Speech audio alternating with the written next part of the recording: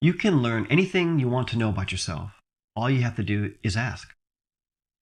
In order to learn about yourself, you have to know how to ask the right questions and then listen to the answers that you get. When you can do that, you can change reality. In this video, I'm going to talk about contemplation.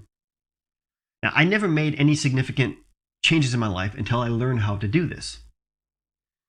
So let's just get into it. So what you want to do is you want to start with some aspect of your life that you want to change, some problem. Now you want to keep it as simple as possible. So instead of asking, why do I get angry? You want to ask, why do I get angry in this situation? Another thing is you want to focus on yourself. So don't say, why does she get me angry? It's, why do I get angry? First, for one thing, because it really doesn't matter what they do. If someone is acting annoying or doing bad things, but you feel fine, you feel fine. If they're nice and you feel angry, you feel angry. You want to focus on what you can do. And what you can do is how you react to different situations. So make sure the wording is about yourself, not someone else. Now, for the questions, any question is okay. Usually, why questions are the best, but whatever comes to mind, go with it. Another thing is, when we're looking at questions, is you can ask questions to define words. Now, this might be something very simple, like, well, I don't need to define a word. I know what good means or angry means. But what you'll see is sometimes there's things hidden in the definition that you're not aware of. And so I talked about this on my videos about anger and worry and regret, how the positive aspects kind of insulate and protect the negative aspects. So if I think that regret is good for motivation, I'm not going to look at the negative aspects of it. But if I can define it where I take it apart and see, okay, it's not motivation, it's this, then I can just work on the problem. So defining words are very important. Also, what you might notice is that I change the definition in certain situations. So I might think this here, but then in this situation, it's something else. Now, if I define the word, I can see that I'm doing this. Okay, and then why am I doing this? Well, there is a line of questioning I can get into. Or I might see that how I define a word for myself and how I define it for other people is different. So maybe what it takes for someone to be kind is this, but what it takes for me to be kind is much more difficult. And so if I define that, I can see I'm making that distinction. Okay, so you start with a question.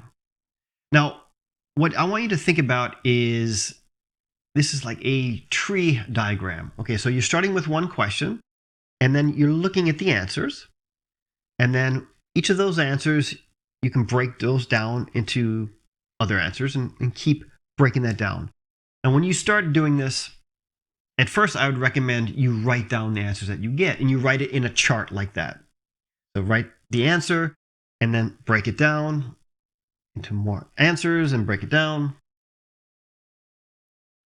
Now, maybe you'll have trouble at first getting an answer. Use your imagination and just ask yourself, okay, well, maybe I don't have an answer, but if I were to make one up, what would it be? And what you'll find is what you make up is actually an answer.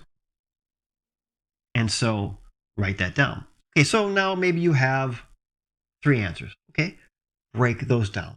Ask questions about those answers. So why do I do that? Why do I think that? How is that? What is that? And keep breaking that down. Now, just work on one variable at a time. Get that answer, you break that down. Let's split it up, work out one at a time. Now, you want to work on one variable so that you're not overwhelmed, and you can also focus much easier on that.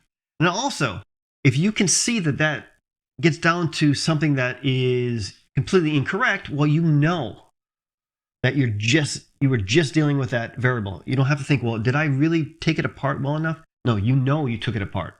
So now you can work on something else. Okay, so you're going to take this down as far as you can go. Now, at some point, maybe you'll get to a dead end and you have no idea where to go. When I do this, what I like to do is I still want to take the answer apart and work and change the variables. So I'll give an example. So let's say I get this answer and I'm annoyed when he does that. Okay, so one thing I can look at is just frequency and say, am I always annoyed when he does that? Now, maybe I'll say, oh, yeah, I'm always annoyed. Or I might say, no, I'm not always annoyed. Okay, well, then why is it sometimes annoying? Why is it not? And now there's another variable there. And so that's another line of questioning I can do. Another thing is I can change the person and say, okay, when he does that, I'm annoyed. Well, how about when someone else does that? Now, maybe everyone does that. It's annoying to me. But maybe it's just him. Okay, well, then now it's not that action, it's actually him. Okay, so what is it about him that I find annoying? And there's another line of questioning. Now, also, I can look at, let's say, hidden variables and just look at time. So maybe when I see him, it's always in the morning.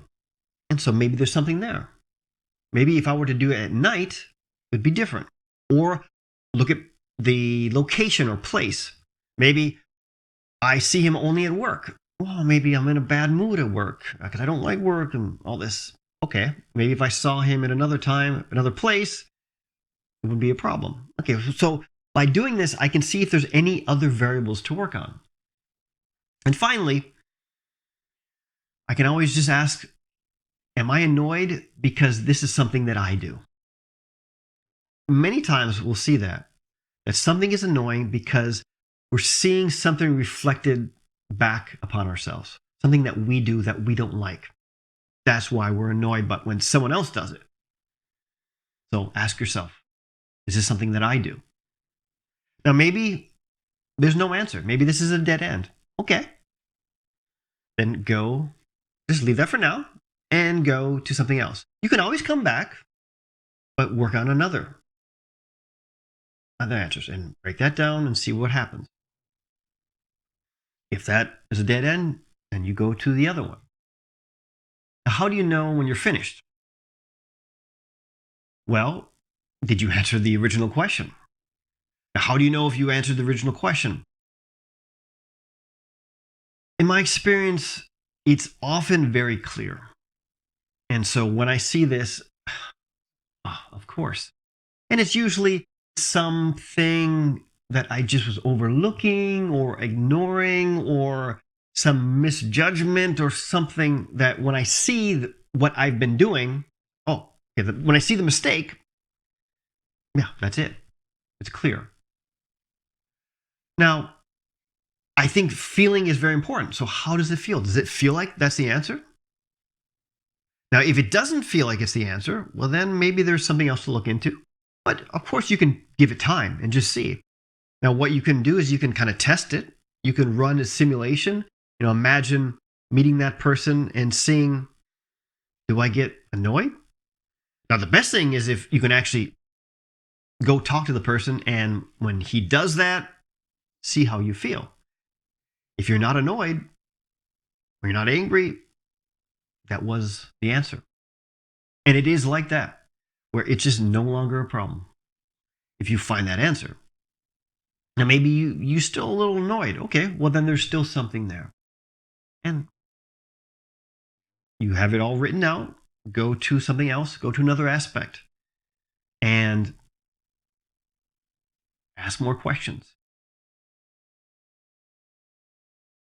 Now, this might seem like you're kind of just kicking the can down the road, like you're just going from one angry situation to another angry situation, and you're never gonna get to any solution. Well, there are some spiritual teachers that recommend not doing this. and not playing the game of saying, why do I get angry, instead of just looking at what is anger, what are emotions. um I kind of disagree with this, because by doing this it makes real world effects.